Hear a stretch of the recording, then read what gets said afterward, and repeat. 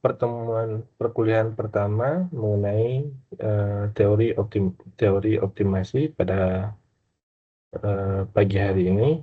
Pertama sekali saya akan menyampaikan mengenai rencana pembelajaran ya, rencana pembelajaran teori optimasi, yaitu terkait dengan buku referensinya ini ya, TOHA, Operation Research and Introduction, person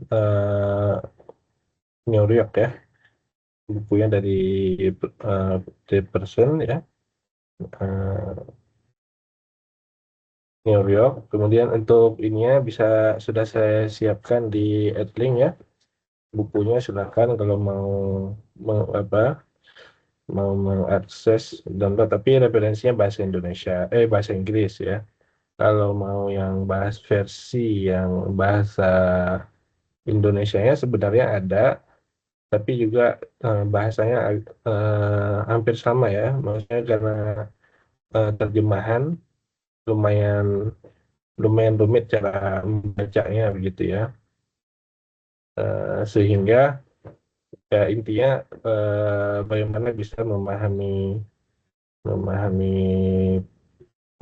jalannya gitu ya.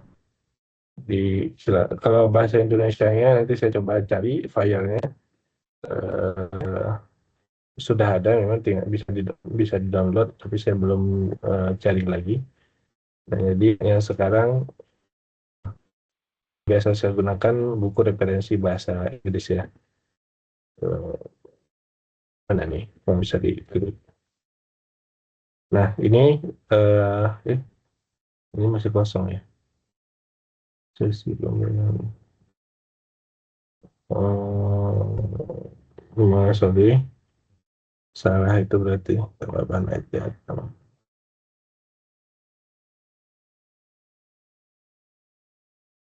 Relation Research. Nah, ini ya. Untuk referensi utama yaitu buku Taha, Hamdi Ataha, kemudian yang kedua apa? Operation Research Using Excel ya. Ini alternatif tambahan. Kemudian di sini juga sudah saya menyiapkan untuk slide yang minggu pertama, yaitu pengenalan atau mengenai teori optimasinya. Jadi silakan bisa di-download, tapi juga sudah saya presentasikan. Gitu. Kemudian tadi untuk RPS-nya, eh, tujuan yang pertama adalah tadi mengenai menyelesaikan permasalahan terkait dengan program linear ya, mampu memahami konsep dan seterusnya. Kemudian mampu menyelesaikan permasalahan dengan metode simplex ya. Metode simplex nanti lebih lanjut daripada program linear ya. Program linear itu eh, dasarnya adalah aljabar linear ya. Itu. Nah, kemudian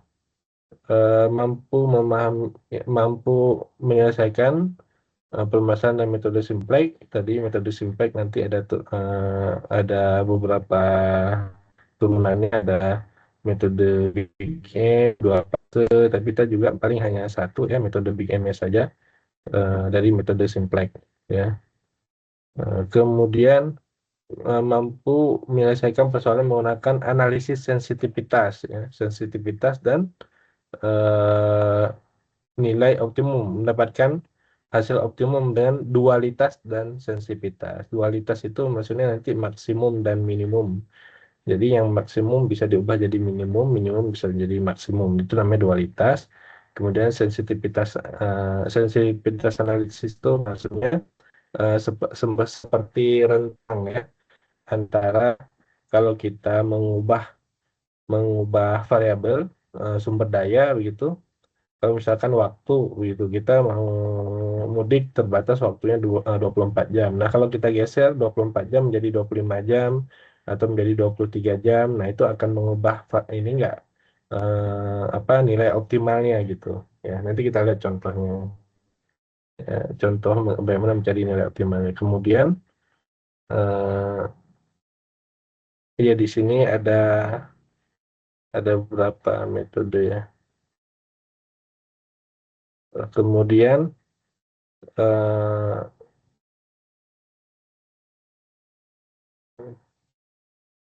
ini masih sama mampu menyelesaikan persoalan menggunakan analisis sensitivitas dan nilai nilai optimum ya, hasil optimum. Kemudian nanti UTS kita lihat sejauh mana materinya begitu. Kemudian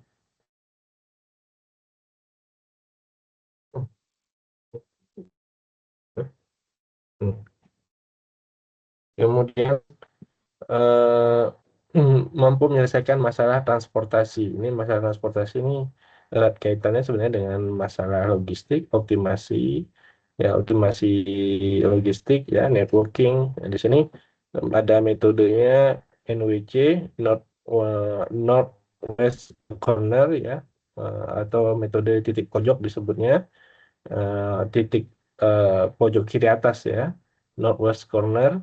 Kemudian metode Vogel ya. Jadi ada dua metode ini namanya adalah solusi ini nanti akan didapatkan solusi visible dan solusi optimal. Ya, kemudian mampu menyelesaikan persoalan transportasi dapat menentukan biaya optimum nanti terkait dengan maksimum atau biaya minimum. Nah, selebihnya eh, dapat menyelesaikan di sini dapat menyelesaikan pemodelan matematikanya, kemudian ada jaringan kalau ini kalau apa kalau bahannya sampai nanti setiap pekannya sampai kepada materi jaringan. Kemudian yang terakhir adalah menyelesaikan model programming ya, model programming. Nah, oke, itu kemudian untuk alat bantunya untuk pemrogramannya kita menggunakan Excel yang paling dasar.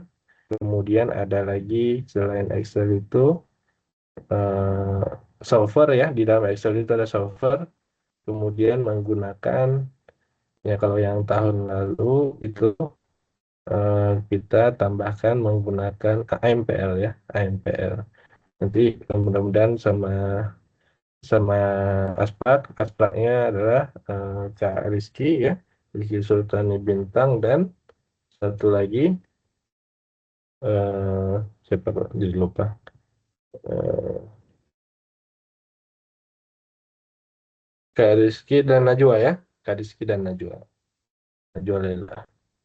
Nah, nanti AMPL ini di di Google Colab ya, di Google Colab maksudnya dia masuk dalam pemrograman berbasis cloud. Jadi mudah-mudahan bisa lebih aplikatif lagi. Nah, teman-teman yang punya rencana misalkan bikin untuk proyek berikutnya, ya proyek 2 barangkali, dan seterusnya, bisa ini sangat relate sebenarnya ya dengan yang bisa apa namanya itu bisa dikembangkan begitu, baik aplikasinya, modelnya, ataupun real case-nya begitu ya. Ini bisa dipelajari lebih detail begitu ya. Eh, kemudian eh, tadi aplikasi sudah Excel, kemudian AMPL berbasis berbasis hmm, Cloud tadi berbasis Google Colab. Kemudian bukunya sudah. Apalagi ada pertanyaan? Eh, Abstraknya Kak Rizky dan Kak Najwa ya, gitu. Untuk praktikum. Nah,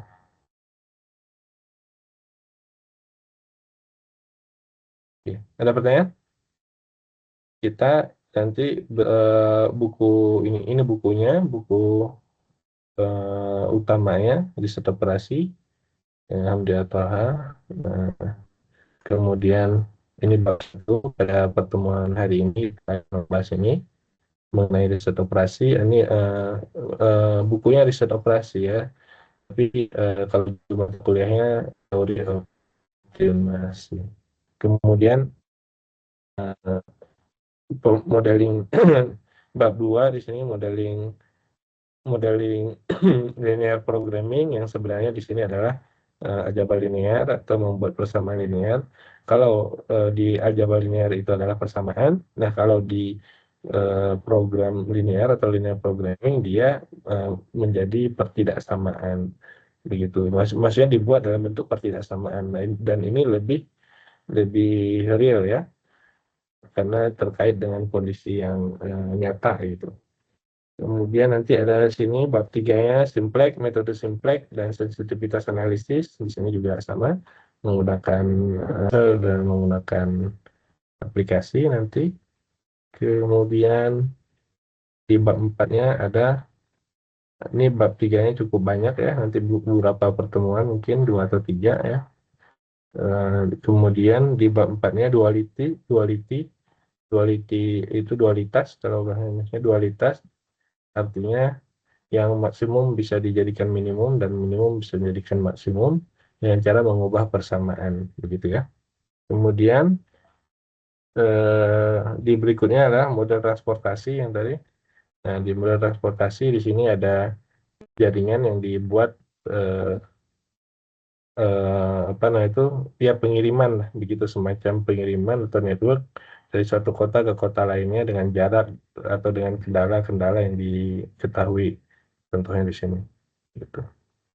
Kemudian ada network model juga, ini lebih luas lagi. Network model eh, masih mungkin masih terkait dengan graph, tapi di sini lebih apa?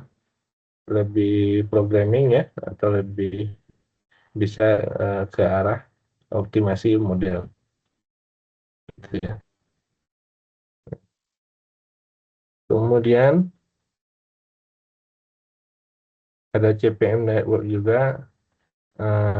Di sini kalau network model ada minimal spanning tree, kemudian rute terpendek ya, rute terpendek spanning tree tadi jangkauan ya, kemudian rute terpendek maksimal flow model, maksimal flow beraliran aliran maksimum dalam satu jaringan. Di dalam satu jaringan ini aliran maksimumnya uh, berapa gitu. Kemudian CPN dan PERT, PERT model ini lebih ke CPN dan PERT model lebih ke project sebenarnya ya. Jadi aktivitas project yang disusun supaya lebih optimal waktunya begitu ya. Ini lebih siapa yang duluan harus selesai dan seterusnya gitu. Kemudian yang terakhir di sini, ya sebenarnya ini udah terakhir. Kalau misalkan waktunya cukup, mungkin kita akan masuk ke advanced linear programming. Kalau waktunya cukup, kalau enggak sampai di situ aja, sampai bab 6 gitu. Ya. Bab, bab 7, bab 8 nanti pengayaan. Pengayaan itu tambahan kalau misalkan waktunya masih masih mencukupi. Kalau waktunya nggak mencukupi, dan ini nggak terlalu perlu di ini, bisa dipelajari oleh mahasiswa untuk berikutnya. Tapi udah punya basic begitu. Nah, demikian untuk referensi utama ya dari buku ya. Tentu saya mempresentasikannya berdasarkan dari slide per slide ya.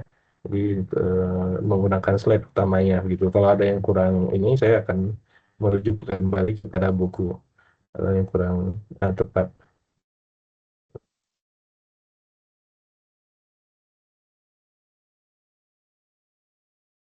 Ada pertanyaan? Nggak ada?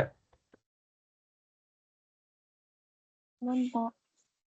Untuk praktikumnya berarti eh ini langsung atau nunggu nanti Pak waktunya?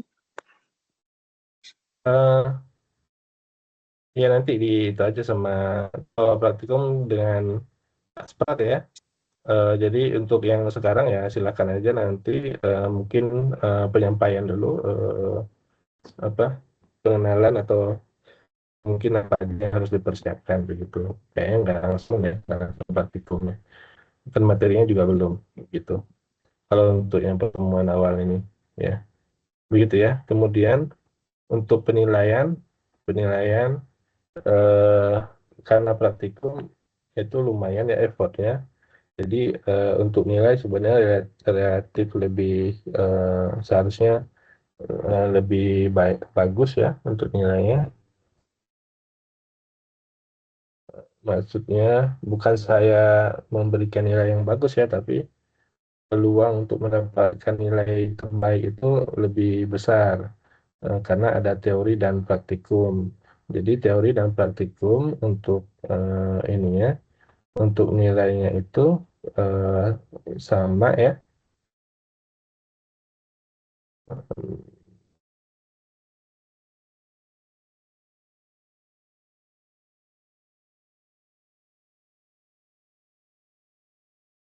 Teori dan praktikum nilainya sama. Sorry. Teori, teori dan praktikum nilainya sama. Nilainya sama maksudnya apa? Kalau grade-nya A, maka praktikum juga A. Grade-nya B, praktikum juga B, begitu. Diupayakan seperti itu. Komponen nilainya sama. Kecuali nanti presensinya berbeda, maka bisa aja berubah ya. Yang A dan menjadi AB karena presensinya kurang dan seterusnya. Nah, komponen nilainya, kalau untuk karena ada teori dan praktikum, komponen nilainya adalah UTS, UTS, UAS, UAS, kemudian praktikum, presensi, ya, presensi, kemudian tugas ya. Nah, kemudian tugas. Nah, tapi eh, jadi di sini UTS sama UAS kurang lebih 25%, 25%, 50 ya. Kalau presensi ini lebih kecil ya, 5% untuk karena gabungan teori dan praktikum. Kemudian di sini praktikum nilainya saya berikan lebih besar ya. Ini perkiraan ya, bisa jadi lebih atau kurang, tapi gambarannya seperti ini. Kemudian ini tugas 10% gitu ya. Nah, jadi ini kalau praktikum dan tugas dan presensi aja harusnya itu udah 50%. Jadi nilainya tuh bisa ini. Jadi kalau UTS-nya sama UAS-nya dalam tanda kutip biasa-biasa saja, ya itu bisa B atau AB gitu ya. Jadi kalau nggak seharusnya nggak terlalu sulit untuk bisa mendapatkan nilai A, walaupun materinya mungkin agak sulit, mungkin ya. Tapi karena ini praktik banyaknya ada apa materinya lebih lebih praktis yang bisa dipraktikumkan, eh, harusnya itu bisa lebih bagus ya nilainya begitu. Jadi ya gambarannya, ada pertanyaan untuk nilai. Ini untuk nilai ini baik teori dan praktikum komponennya seperti ini sama. Jadi di digabung antara ini, misalkan UTS itu kan UTS hanya satu, teori dan praktikum ya. Apakah teori atau praktikum nanti UTS-nya atau gabungan, eh, jadi nilai UTS. UAS juga begitu, nilai UAS. Nah, kalau ini nilai murni nilai praktikum nanti dari Asprak. Ya, kemudian ini kalau tugas dari saya, kalau dalam perkuliahan ada tugas begitu. Begitu ya. Nah, itu komponen penilaiannya begitu. Jelas ya? Jelas, Pak. Ya, ya. Cukup jelas? Jelas, Jelas, Pak. kita lanjutkan. Nah, baik, kalau sudah jelas, maka kita lanjutkan aja ke materi di pertemuan pertama mengenai riset operasi. Untuk materinya silakan bisa di-download di link ya, sudah saya siapkan.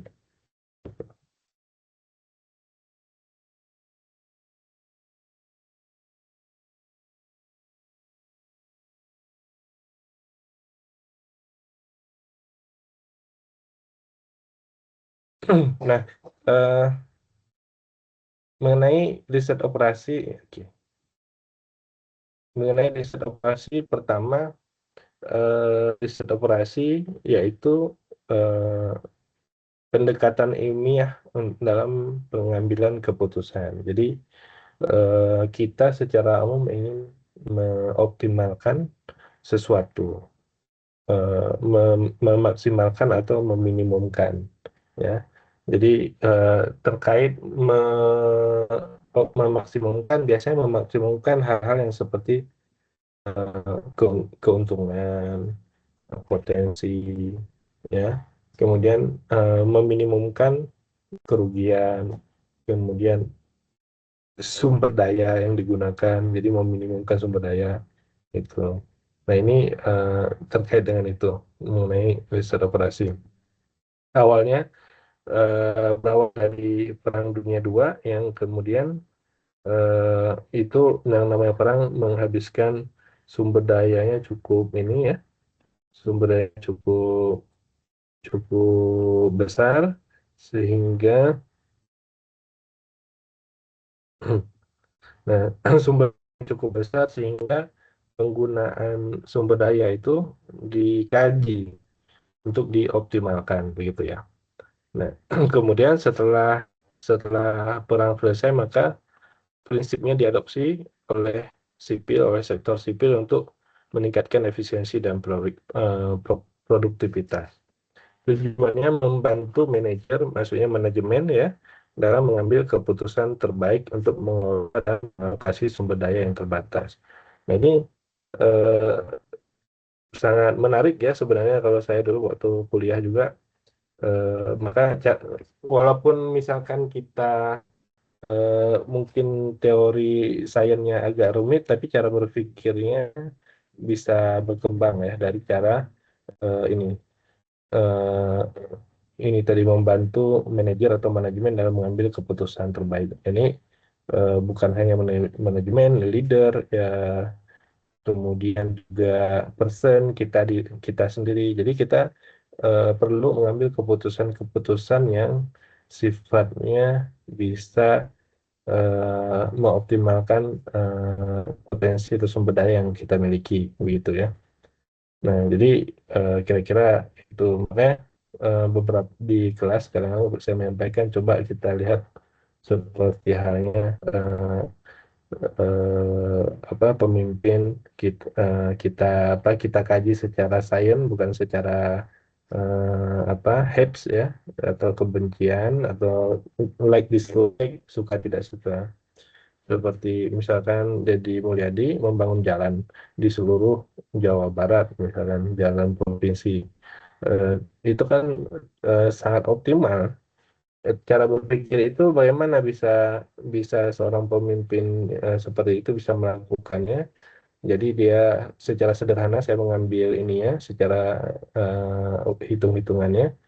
Dan itu juga saya ikuti modelnya adalah dia menghitung seluruh jalan yang ada di Provinsi Jawa Barat, panjangnya berapa, kemudian biaya untuk melakukan perbaikan, meluluskan jalan sepanjang di Jawa Barat itu biayanya berapa, eh, seluruhnya, begitu ya, di jalan provinsi, khususnya provinsi itu, kemudian kota kabupaten. Ini kurang lebih eh, 8 triliun, katakan begitu. Nah, 8 triliun itu langsung dialokasikan di APBD, dan itu terjadi perubahan secara signifikan di Jawa Barat.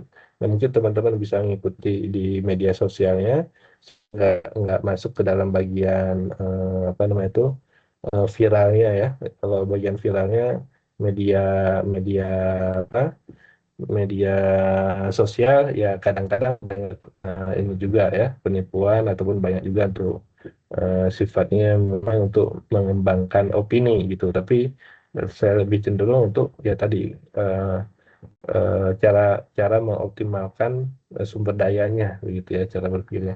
Dan itu tidak apa namanya tidak mesti misalkan kita, oh, itu kan Kang Deddy Mulyadi gubernur.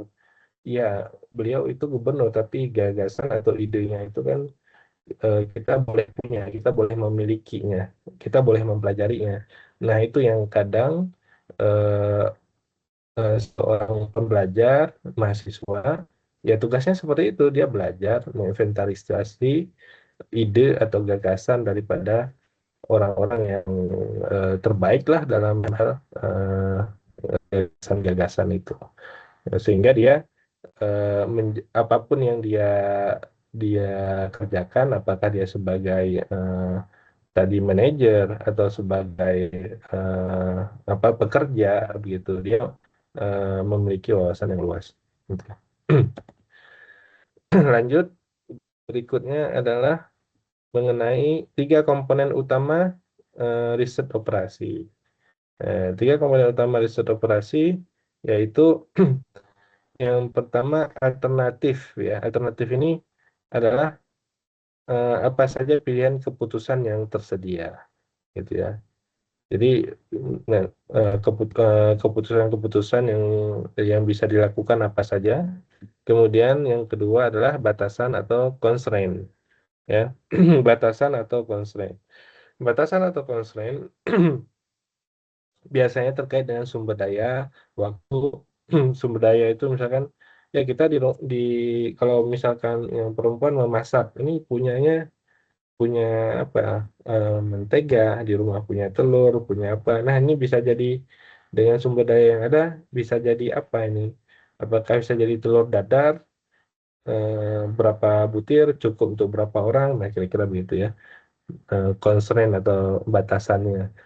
Kalau telur yang dimiliki cuma 10 kilo, masa iya mau bikin pesta ngundang 100 orang? Nah, kira-kira gitu. Kemudian tujuan atau objektif ya, tujuan ini adalah mengoptimalkan atau memaksimalkan sesuatu. Nah, jadi kriteria apa yang digunakan untuk mengevaluasi alternatifnya ya. Jadi mengevaluasi daripada keputusan yang kemudian memaksimalkan keuntungan atau meminimalkan biaya. Secara umum tuh cuma dua ini, tapi ada yang lainnya ya bisa aja.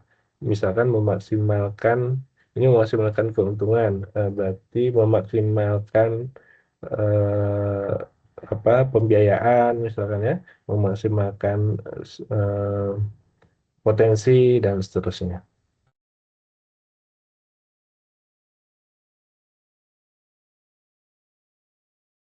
Contoh. Nah, contoh yang ada di buku yang pertama yaitu pembelian tiket pesawat. Nah, kondisionalnya itu perjalanan bisnis 5 minggu ya, yang ditentukan perginya hari Senin dan pulangnya hari Rabu. Nah, bisa dengan kondisi situasi seperti itu, tiket tiket pulang pergi harganya $400 misalkan. Kalau di kita di Indonesia, di Bandung khususnya tuh, kalau teman-teman yang pernah perjalanan misalkan Jatinangor Paster, nah itu ada tiket travel ya, yang 15.000 atau 25.000 gitu kalau sekali jalan. Tapi kalau PP itu 40.000 kurang lebih begitulah. Artinya kalau beli PP lebih lebih murah, kalau sekali jalan lebih mahal. Nah, ini kira-kira begitu ya. Ini tiket PP reguler 400, kemudian kalau satu arahnya saja 300 ya. Satu arahnya 300 kalau dia PP 400 lebih murah ya gitu. Kan harusnya kalau PP itu jadinya 600 tuh kalau satu arahnya 300. Kemudian diskon 20% kalau pembeliannya melewati akhir pekan. Jadi perginya misalkan belinya minggu ini, kembalinya minggu depan begitu ya. Gitu kira-kira gitu gambarannya. Jadi ada diskon 20%. Ya biasanya kalau di kondisi real itu di tiket pesawat kalau kita beli lebih lama, seminggu ke depan itu harganya lebih murah begitu. Kalau kita beli yang dekat-dekat lebih mahal. Ya, kira-kira begitu. Nah, ini kondisi-kondisi yang dipelajari secara saintifik, yang dicatat terlebih dahulu, dipahami terlebih dahulu, kemudian dibuat alternatif tadi. Ya, alternatif itu suatu tindakan yang bisa dilakukan untuk eh, untuk menghasilkan, memaksimumkan atau meminimumkan tadi. alternatif tindakannya membeli semua tiketnya itu secara reguler. Reguler itu tiket pulang perginya, ya. Ini 5 tiket pulang pergi, yaitu pergi Senin pulang Rabu, langsung 5 tiket, ya. 5 minggu, 5-5-nya Senin dan Rabu. Atau yang kedua, kombinasi tiket satu arah dan pulang pergi yang melewati akhir pekan. Kalau dilihat pada tanggal tuh, misalkan di sini, jadi yang satu arahnya misalkan hari Rabu, hari apa, Senin Rabu, ya. Nah ini, hari satu arahnya, beli satu arah, kemudian beli terpisah, ya, beli itu ini satu arah, kemudian pulangnya beli yang tanggal 4, berangkatnya lagi beli yang tanggal 9. Nah ini sekali beli ini segini, 4 dan 9, 11 dan 16, 18 dan 23. Nah itu kan melewati akhir pekan. Maka di sini dapat diskon 20%. Jadi ada yang satu arah di di awal arah berangkat, kemudian 4 kali yang diskonnya, diskon 20%, dan yang terakhir pulang yang satu arah. Nah, harganya sini. Kemudian yang ketiga, membeli semua tiket lewati akhir pekan. Yang membeli semua tiket yang melewati akhir pekan. Ya, melewati akhir pekan tadi diskonnya adalah 20% atau 0,8, ya. Jadi 400 dolar dikali 0,8 dikali 5, yaitu 1.600 dolar, ya, gitu. Nah, jadi membeli semua tiket yang melewati akhir pekan. Jadi cara belinya kira-kira tadi ini 4 dan 9 sekali beli, 11 dan 16 kali 2, 18 dan 23 kan melewati akhir pekan, dan yang terakhir nih tanggal 2, dan yang tanggal 2 berangkat, dan yang tanggal terakhir balik, misalkan 2 dan 25 gitu. Nah, itu kan semuanya adalah tiket eh, apa namanya, melewati akhir pekan, ya, gitu. Nah, jadi itu contoh kita memahaminya. Jadi dalam hal ini riset operasi itu real kemudian dijadikan model matematika, kemudian diambil eh, solusinya, begitu ya, di gambarannya secara umum. Kemudian tadi ada batasannya, ini ada batasan namanya constraint atau kendala.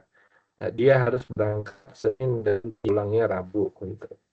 Nah, kemudian tujuannya meminimumkan biaya total, sehingga ketika setelah dihitung, maka di sini diperoleh biaya totalnya adalah 1.600 dolar dengan cara membeli semua tiket yang melewati akhir pekan, gitu.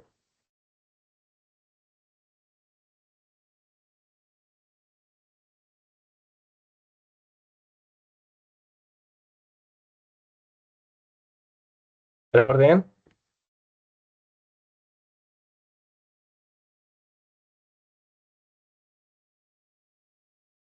Kelasnya sedikit Belum, ya, Pak. cuma 9 orang. Aman ya? Pas jauh ini. Ya. Ya, kalau mau bertanya silakan aja ya, langsung nggak apa-apa, gitu.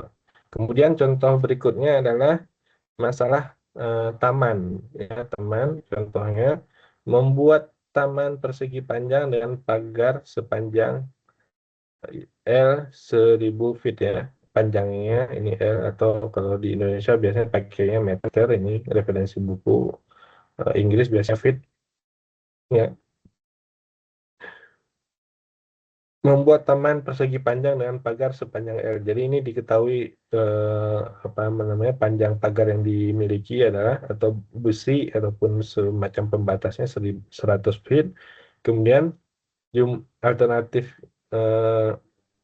alternatifnya banyak sekali yang bisa dilakukan, ya dari misalkan panjangnya 2 meter, lebarnya 5 meter, dan seterusnya. Kemudian bisa dibuat batasannya tadi kan kalau 100 feet berarti kelilingnya maksimum ya. Kelilingnya yang bisa dibuat itu ya 2 kali panjang kali lebar, ya 2 kali tambah lebar sama 100. Nah ini kelilingnya, ini batasan ya kelilingnya. Ya. Nah, yang ditujuannya adalah memaksimalkan luas. Luas berarti panjang kali lebar. Nah, ini contoh solusinya adalah kalau panjangnya 10, lebarnya 40, maka dia 400. Panjangnya 20, lebarnya 30, maka luasnya 600. Panjang 30, lebarnya 20, panjangnya 600. Panjangnya 25, lebarnya 25, maka dia 625. Nah, ini adalah nilai optimum atau yang sesuai dengan tujuannya, yaitu memaksimalkan luas. Jadi kita bisa membuat taman dengan panjang 25 dan lebarnya 25, maka luasnya adalah 625, memaksimalkan luas. Itu dengan diketahui tadi dia memiliki pagarnya, serta sumber daya, begitu pagarnya itu adalah 100 panjangnya. Jadi kalau panjangnya 25, lebarnya 25 kan artinya di sini 2 kali panjang tambah lebar, 25 tambah 25, 50 kali 2, 100, begitu ya. Nah, ini contoh masalah set optimasi juga, tapi penyelesaiannya bukan dengan program ini ya, tapi penyelesaiannya adalah dengan cara kalkulus ya.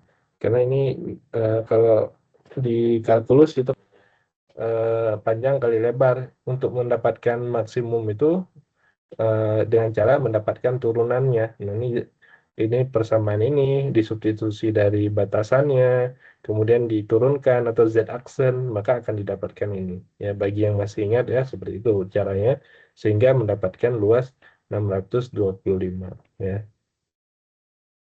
Itu jadi kita mempelajari juga itu bisa diselesaikan dengan cara apa. Kalau z-nya panjang kali lebar, W kali H, kemudian 2 kali W tambah H sama dengan 100, berarti W tambah H-nya sama dengan 100 bagi 2, 50. Berarti W-nya sama dengan 50 dikurangi H. Nah, ini cara penyelesaian dengan kalkulus ya. Kemudian Z-nya sendiri W kali H, berarti W-nya di sini 50 dikurangi H, berarti 50 dikurangi H dikali H. Kemudian dilakukan perkalian 50H dikurangi H kuadrat ya. Nah, dari sini Z-nya, kemudian Z aksen. Nah, gitu ya, kalau menggunakan eh, eh, masalah ini adalah penyelesaiannya dengan model kalkulus, bukan model eh, program linear sini. Tapi di sini ini juga nilai optimumnya, betul ya. Betul.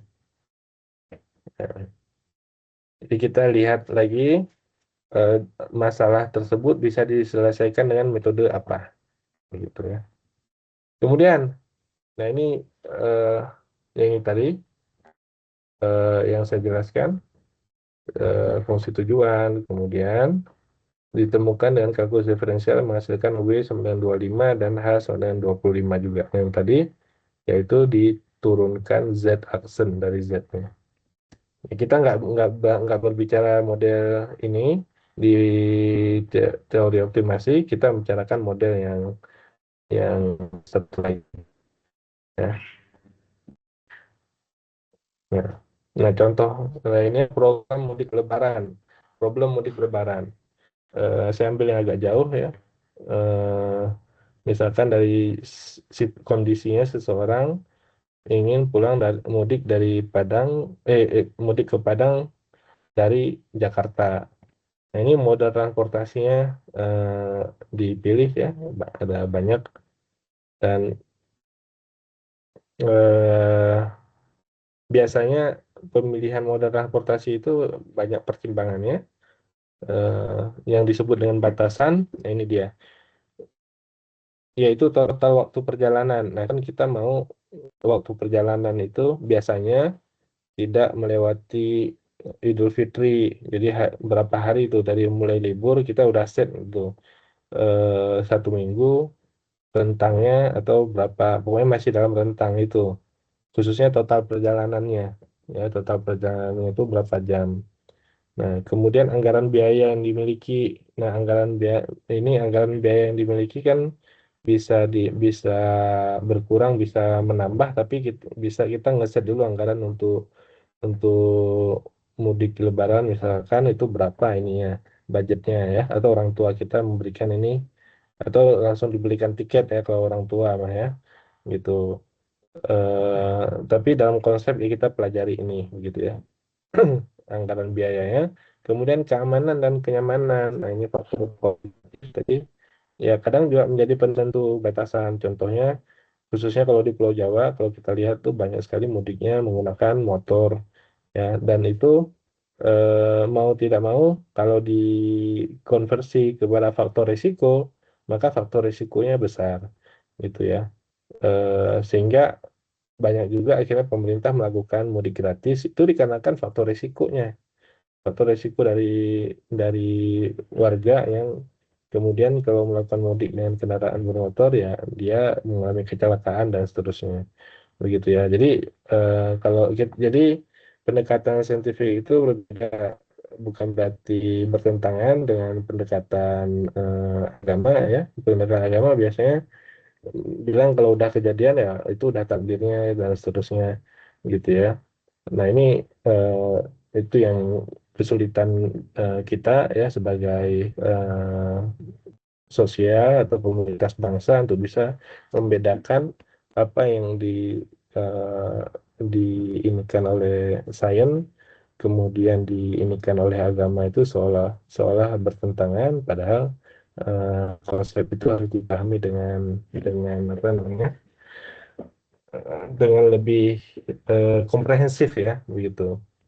Nah, eh, contohnya saya ketika saya mudik juga dari Bandung ke Aceh gitu menggunakan mobil adalah faktor risiko yang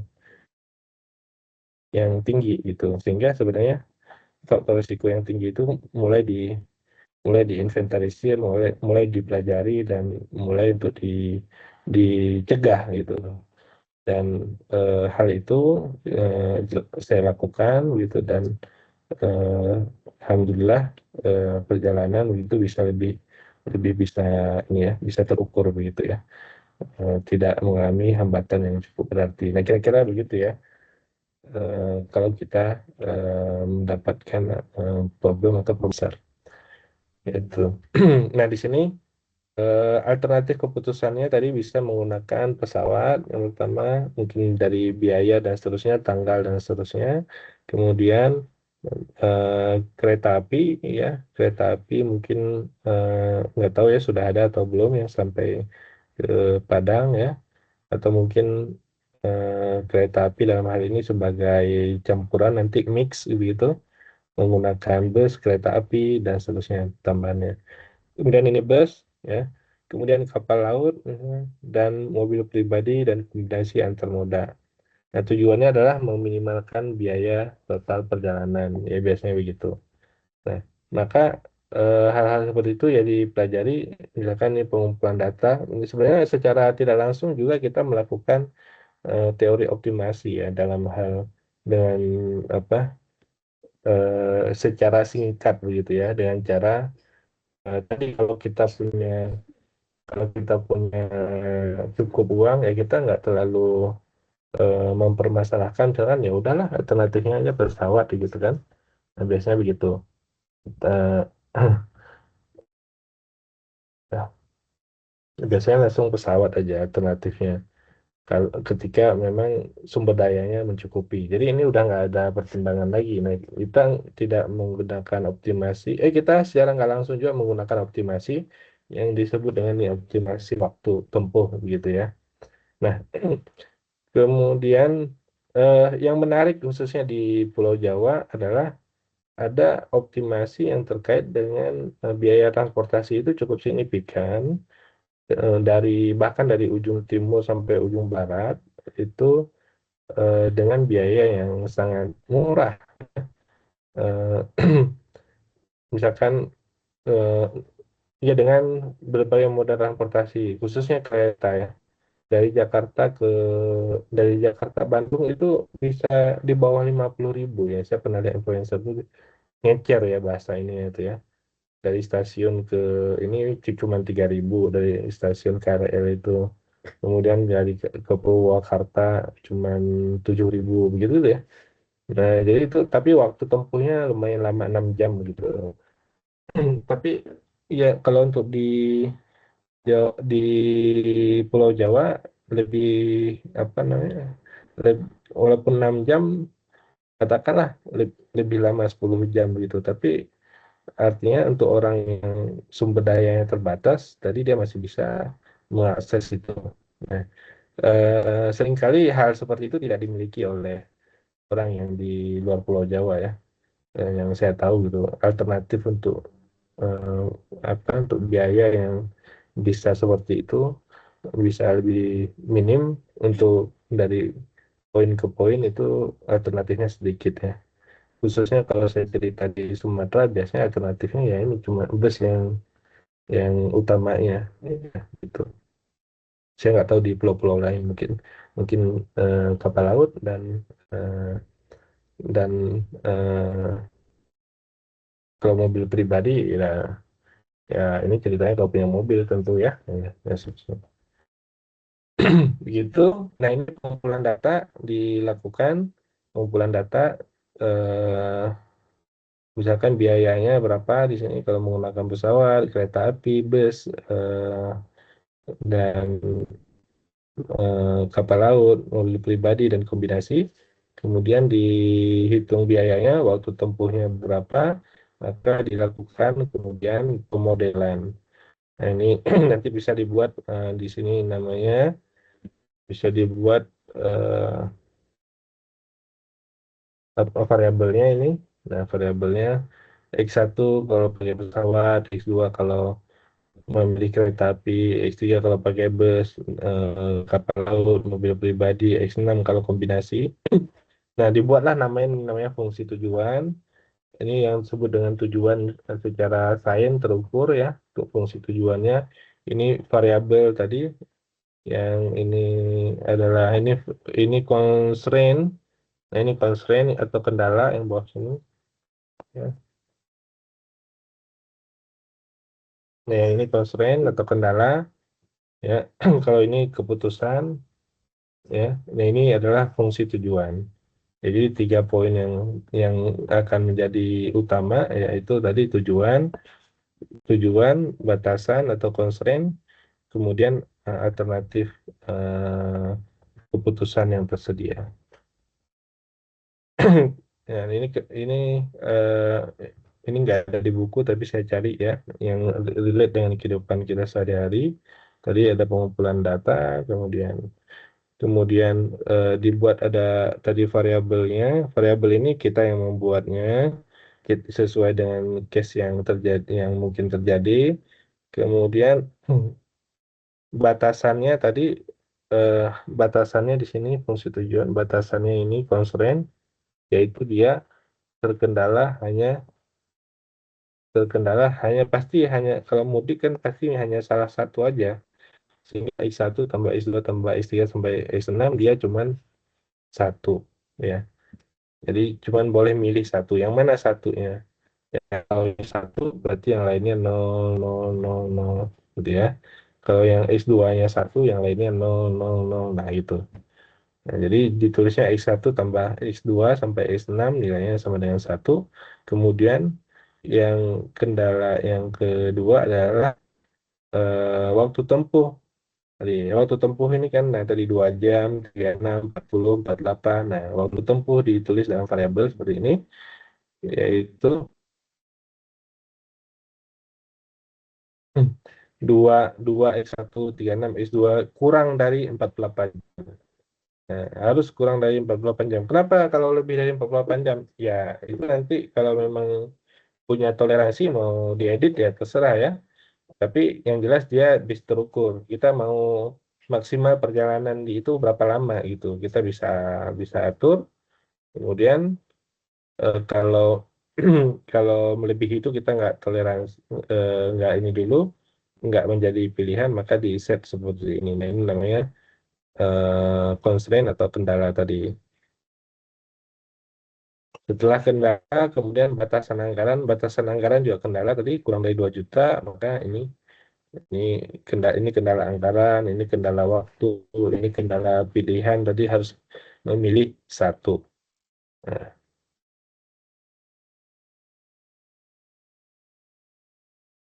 kemudian batasan non integer dan non negatif atau integer ini biasanya kalau di dalam teori optimasi model matematika riset operasi kebanyakan menggunakan yang non integer, non negatif atau lebih dari sama dengan nol. Ada yang case-nya negatif ada, tapi di sini kita nanti bicaranya di banyaknya yang non negatif atau integer ya.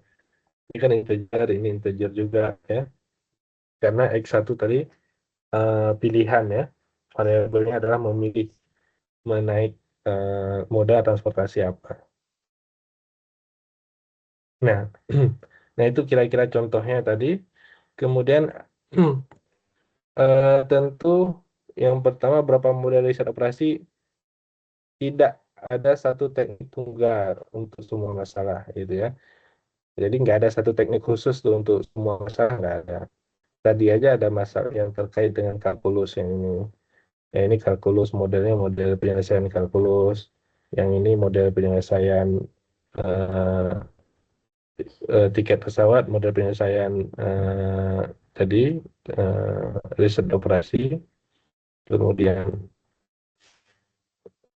program linear ya, kita sebutnya program linear, model model penyelesaian program linear, nanti bisa dibuat persamaan linearnya. Kemudian ini juga model penyelesaian program linear gitu. Kemudian teknik kuantitatif, kuantitatif itu apa? Angka-angka begitu ya. Teknik linear programming, yang kita lakukan bisa linear programming, integer programming, network programming, non-linear programming, dynamic programming, ya, alternatifnya yang sifatnya persamaan linear, ya dia nanti masuknya kategorinya linear programming. Yang lainnya nanti bisa jadi yang linear programming, integer programming, non-linear ya. Bisa. Algoritmanya yaitu algoritma yaitu prosedur komputasi berulang untuk mendekati solusi optimal. Karena ini yang intinya yang dicari adalah solusi optimal, bisa maksimal ataupun bisa minimal. Kemudian ada masalah yang lebih rumit lagi yaitu heuristik atau meta heuristik untuk masalah kompleks yang tidak dapat dipecahkan secara optimal. Ya, jadi mencari solusi yang visible aja. Nah, art of modeling, ya jadi ini teori optimasi ini seni pemodelan ya, yaitu real case dalam dunia nyata yang kemudian diasumsikan. Tadi asumsi itu maksudnya variabel ya. Asumsi itu variabel, bikin ini variabelnya apa? X1. X1 itu apa? Apakah keputusan mengambil tadi moda transportasi ya dan seterusnya. Jadi diasumsikan. Jadi dunia nyata diasumsikan, kemudian dibikin model. Nah, inilah seni seni daripada teori optimasi sebenarnya. Walaupun yang nanti yang dikerjakan oleh mahasiswa kebanyakan adalah praktik langsung, tapi ya coba kita memahami ini kira-kira gambaran untuk ininya itu apa ya implementasinya ya.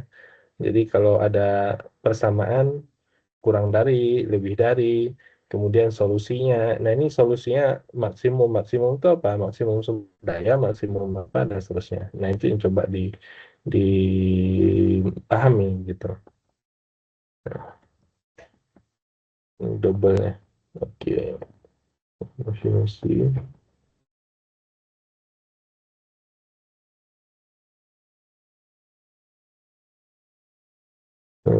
Sorry, ini hapus ya.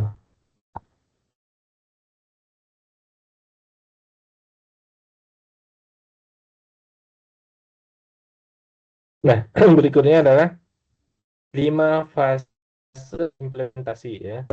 5 fase implementasi tadi sudah ada contohnya. Ini kita lihat tahapannya dalam implementasi riset operasi. Yang pertama adalah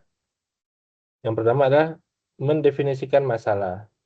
Jadi mendefinisikan masalah tadi terkait dengan eh, ruang lingkup, alternatif, solusi, tujuannya, batasan, constraint ya. Nah, ini didefinisikan dulu nih, ditulis gitu ya, di set. Ya, ini atau ditulis dalam bahasa Indonesia lah, bahasa lainnya itu.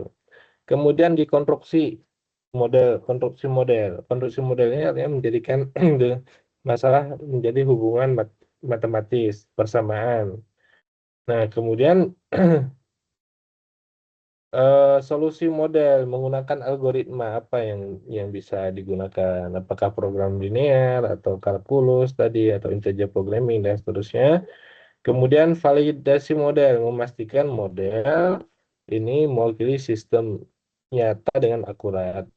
Jadi dibandingkan dengan data historisnya, setelah dilakukan solusi, setelah diselesaikan dapat solusi, dicek benar nggak, maksudnya nilainya itu bisa valid nggak begitu.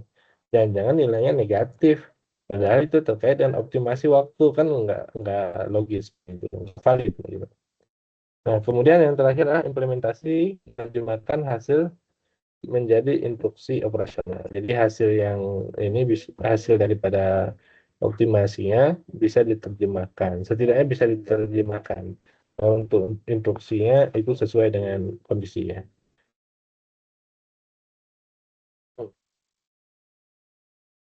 Mendefinisikan masalah. Tadi mendefinisikan masalah eh, cukup jelas ya. Terminologi kunci yang diperhatikannya tadi adalah alternatif keputusan, kemudian penentuan tujuan, ya, tujuannya maksimum atau minimum, kemudian di spesifikasi batasan atau constraint ya. Nah, ini tadi mendefinisikan masalah ya di sini ya bagian ini. Kemudian mengkonstruksi model tadi mengidentifikasi variabel. Jadi variabelnya apa? Variabel biasanya digunakan X1, X2. Cuman X1, X2 itu apanya gitu. Pengambilan apa namanya itu keputusan terhadap moda transportasi atau banyaknya. Kalau kita tulis misalkan 2X tambah 3Y sama dengan 10 apa itu? Eh, eh, saya membeli 2 buku dan 3 pensil harga 10.000. Nah, itu namanya kita variabelnya itu buku dan pensil. Sehingga kita tulisnya 2X tambah 3Y sama dengan 10. Gitu. 10 juga kita tulis bisa 10.000, bisa 10 aja. Kalau kita tulis 10, berarti 10 itu yang dimaksud dalam angka ribuan. Gitu. Nah, itu eh, cara kita membuat variabel atau menentukan mengidentifikasi variabel ya. Jadi dua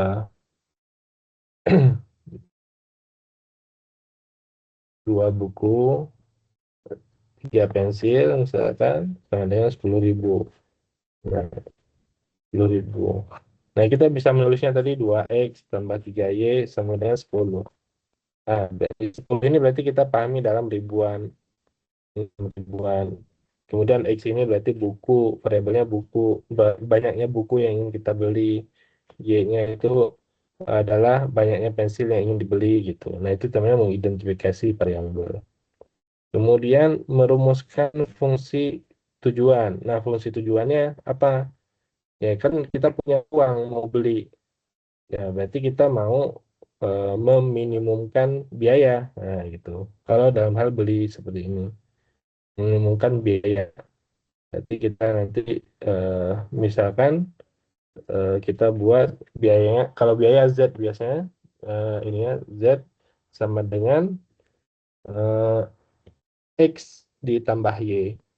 Nah, maksudnya berapa X dan berapa Y nih. Akhirnya berapa banyak X dan Y yang dibeli gitu. Itu contohnya. Kemudian merumuskan batasan-batasan. Nah, batasan-batasannya apa? Oh, misalkan uangnya maksimalnya kita punya uang budget kita maksimal 100.000 ya. Berarti itu batasan. Berarti X tambah Y, X tambah Y kurang dari 100.000 gitu atau kurang dari 100. Nah, itu namanya batasan masalah.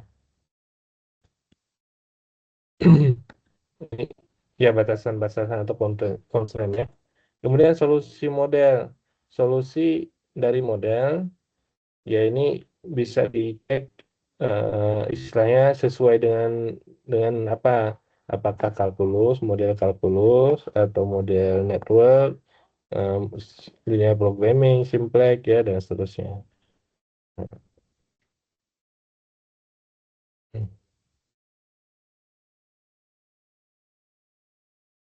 Nomor 3. Solusi validasi ya, validasi implementasi. Solusi dari model, ini validasi, sorry. Validasi, validasi gitu ya. Nah, kalau validasi tadi terkait dengan ini, apakah model melakukan apa yang seharusnya dilakukan? Maksudnya modelnya itu sesuai nggak ketika di input nilai-nilainya, kemudian dapat memprediksi nggak sesuai dengan yang kita perkirakan, kira-kira begitu ya. Kemudian uji intuisi, apakah output model masuk akal? Nah, yang tadi output bahkan input ataupun outputnya masuk akal nggak bisa diterima secara intuisi atau tidak. Kemudian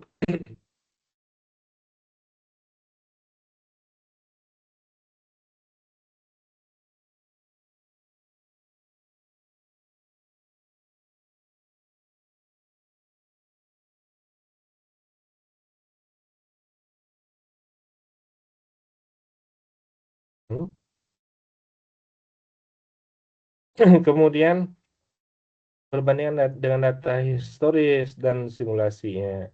Nah, untuk sistem baru yang tidak memiliki data historis, simulasi dapat dilakukan sebagai alat validasi independen. Jadi simulasi itu kan bisa terlihat itu simulasinya masuk akal enggak ya.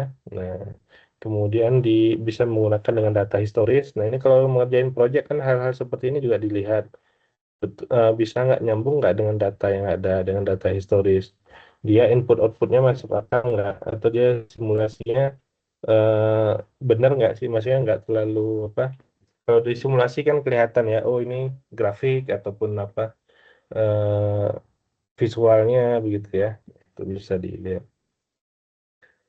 Kemudian implementasi yaitu menerjemahkan hasil model menjadi instruksi operasional. Jadi penerjemahan hasil tadi baru dalam batas eh, kalau penerjemahan hasil baru dalam batas outputnya, kemudian komunikasi itu menyampaikan kepada orang yang ber, apa, berkaitan, pengawasan yaitu memastikan bahwa solusi diimplementasikan dengan benar. Gitu. Nah, demikian kira-kira untuk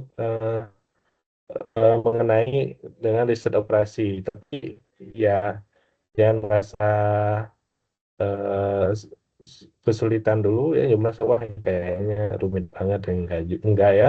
Ini gambarannya secara teori itu begitu. Untuk praktiknya itu jauh lebih mudah begitu ya. Hanya teman-teman bisa punya gambaran apa yang dikerjakan itu bukan mengerjakan seperti robot gitu. Oh, ini prakteknya masukin angka dan seterusnya begitu ya. Nah, ini eh, jadi sudah mendapat gambaran secara umum, oh begini teori optimasi cara mengerjakannya atau cara kita memahami suatu problem gitu. Itu saja, silakan ada pertanyaan.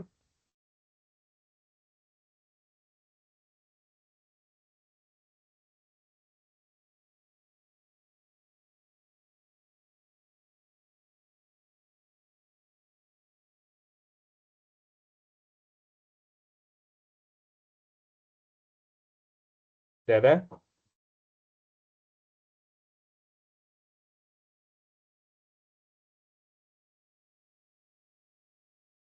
Suara saya masih terdengar atau udah hilang ya? Terdengar. Masih Ya, deh. terdengar, Pak.